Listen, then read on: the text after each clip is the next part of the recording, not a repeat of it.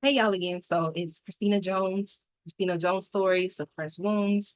And I'm just sharing my journey of, becoming a first time wife to becoming caregiver to my husband. So just wanted to pick up where I left off. And I wanted to say this. If you ever have an issue where you can't get out of bed, or if the person that you're providing care for cannot get out of the bed, please, please, please contact the fire department. You call 911 and just say, I need the fire department. The fire department will come out and help you get out of the bed. If there's a situation where, because sometimes you might receive care from a different hospital that's not as close to your home. But in an emergency situation, the fire department or the ambulance, they will take you and transport you to the nearest hospital.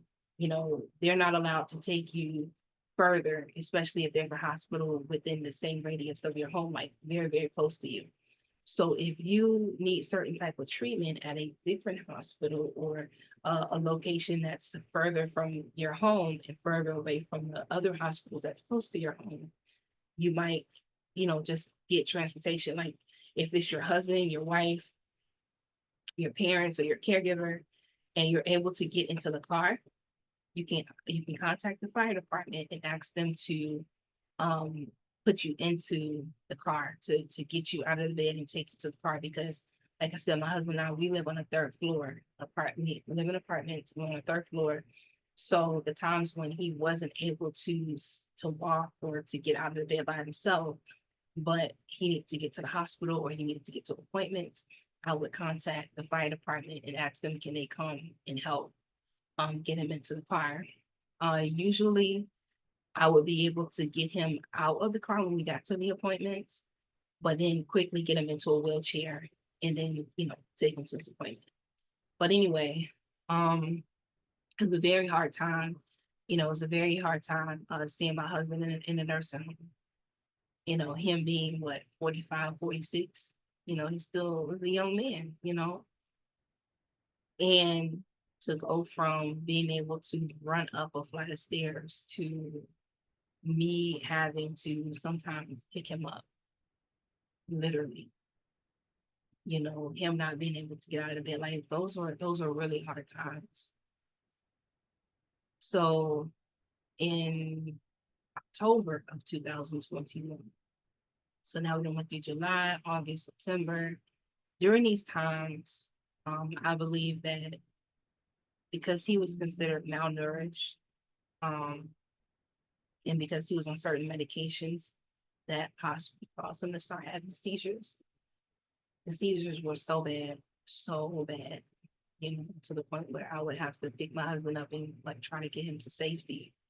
Um, I didn't even think that he would make it through the seizures. Like it was just that bad, that bad. I was talking to his doctors, just saying like, just asking them certain questions, and then have the in-home nurses. So I would call them at different hours of the night and try to explain to them what's going on with him. And sometimes the nurse didn't come, so I really had to trust God because my husband didn't want to go to the hospital. You know, Eventually the seizure would stop, which, like I said, was very scary. He also had really bad muscle spasms throughout his body, spasms that would hit him like in his back and would force him down. What he did eventually try to like start getting back up, because we had occupational therapy and physical therapy who was coming into our home to help him. So they were getting him to a point where he was able to stand, you know. Eventually he had gotten a hospital bed. The hospital bed, for the time duration that we had it, its purpose, because the occupational therapist and the physical therapist were able to show him how to get in and out of the hospital bed. So that was helpful. But like I said, because he had been so restricted in his movement um, for several months, him getting into a groove of trying to get up and move and things like that, it was very, very painful. And he was extremely spastic, because his muscles was like, Like, what are you doing? You know, his muscles was working against the normal way his body should work. So that's what made it very painful. And that's what it caused him to like fall. So in October of 2021, we were coming back home and a spasm hit him. It hit him so hard to the point that he fell. He fell and he broke his neck. At the time, we didn't know that his neck was broken. He just was saying he had a lot of pain. And I was like, honey, let's just go to the hospital. He didn't want to go to the hospital. He didn't want to do it. He was like, I'm going to stay home. He did have an appointment coming up. I want to say about 2 weeks later, 2 weeks after that incident. So what I said to him, I said, well, how about this? Um, if you still have pain in your neck, we'll go to the hospital. So 2 weeks later, after his doctor's appointment, we went to the hospital because it was like the same building. So we went to the hospital. They determined that his neck was broken. But because he was so malnourished, had lost so much weight, so weak, um, they didn't feel that, performing a surgery at that time would be appropriate. So we waited until July of 2023, which was literally last year, when he went in and had that surgery. So he had developed a severe kyphosis. That's when, the neck is constantly down. His chin would be on his chest, and he couldn't lift his head up beyond that.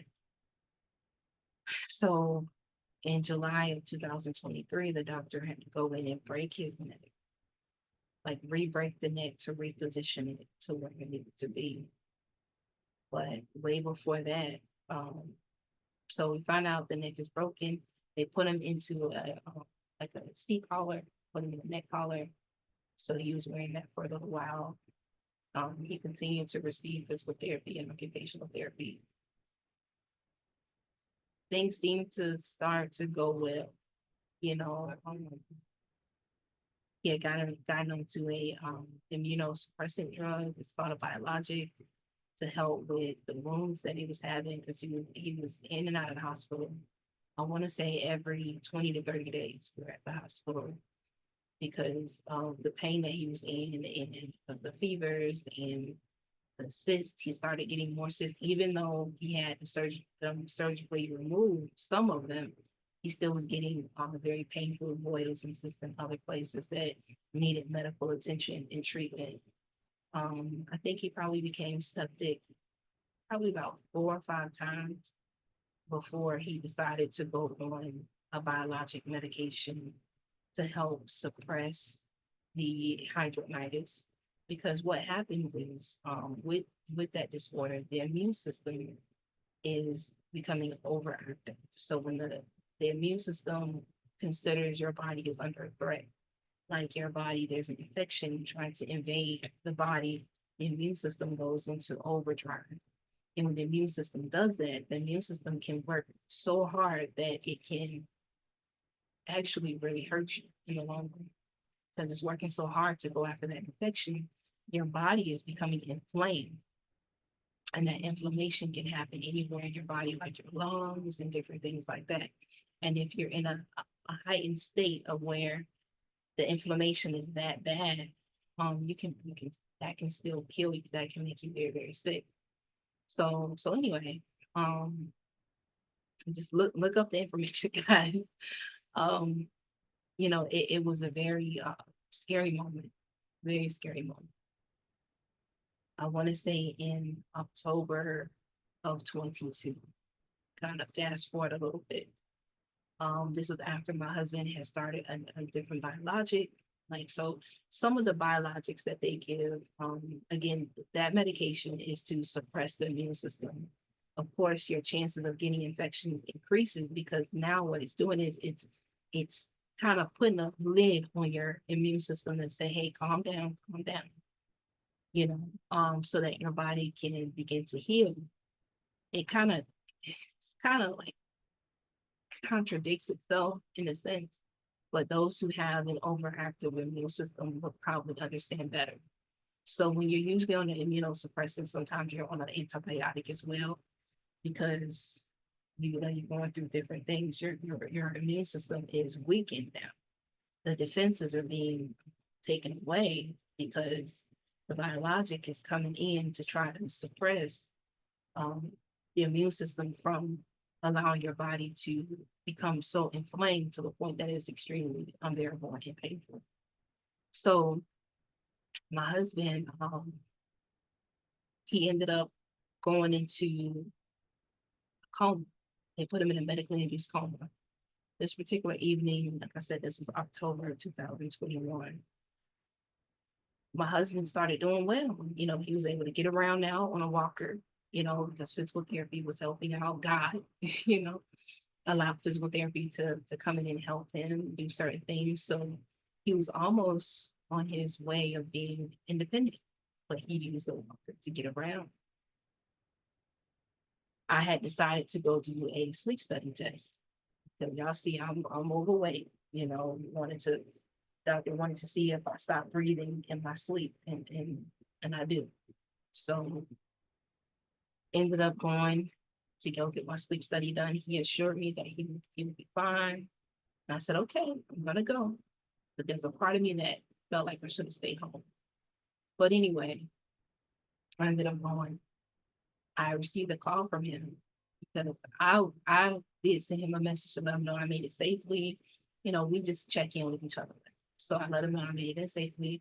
And it was my intent, like once I got settled and they put all of the leads and stuff all over my head, that I would um call him once I'm laid down and I'm ready for bed, and just to tell him good night, to tell him that I love him, you know. But when I called him, he didn't answer. So I said, okay, I'm not gonna freak out, you know, because my husband would always tell me, he would say, God is still on the throne. So no matter what you're going through, no matter what's happening, the anxiety and things like that, realize that God is still on the throne. So what I did was I said, okay, he didn't answer. Let me call him one more time. I think I called him like 2 or 3 times, but I said, okay, you know what? He might be in the bathroom. So let me give him some time and he'll call me back. So when I had finally got a phone call from him, it was a FaceTime call. And he was like just seemed frantic. I also was able to see the bookshelf. So I'm like looking at the bookshelf. I'm like, why am I looking at the bookshelf? And then I realized that he was on the floor. So then he began to do signaling. He's signaling when he like, putting his hand like that to let me know that he couldn't breathe. So immediately I I called 911. I let them know my husband could not breathe. I gave them our address, which they probably already knew by heart because of the multiple visits, the multiple times they came over to either take my husband to our car or to take him to the local hospital. So I let the nurse know who had already she had literally just put all these leads and things on me. I let her know that I couldn't stay. So I had to go. I need to leave. My husband's out of an emergency. You can't breathe. So I was only probably about 20 minutes away, but I felt like there was an eternity between us and me trying to get home to him. When I was on the phone with 911, they were telling me that the fire department, in order for the fire department to get into our apartment, that the police department would have to come and knock the door down for them to get in. So that's what they did. They busted. I said, listen, bust the door down, do what you have to do.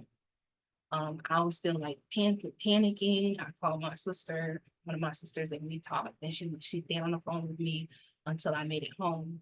By the time I had gotten home, my husband wasn't there. So the fire department had already gotten him and taken him to the hospital. So what I did was I called 911 again after I got off the phone. My sister called 911 just to see what hospital they took my husband to. They told me which hospital. I was like so disgusted because I do not like this particular hospital. Because eventually I found out that it's actually a hospital catered to those with a mental illness. And that's not why I don't like it. It's just that um the care and things that he received there, I don't like it. But anyway, found out that they took him to the hospital. I was so grateful. What I did was I ended up securing our front door because it was busted down. So I secured the front door. The door was still there, but you could see where the locks and everything, like it was just busted. So I was able to close the door and I put something underneath the door and I put some things in front of the door so I could secure that. And then I just started using the back door. I grabbed some of our most valuable things and put that in our car because I didn't know how long this journey would be for me to be away from home. So I got to the hospital. He was stable. He was stable, and I'm just grateful that he was still alive. So yeah.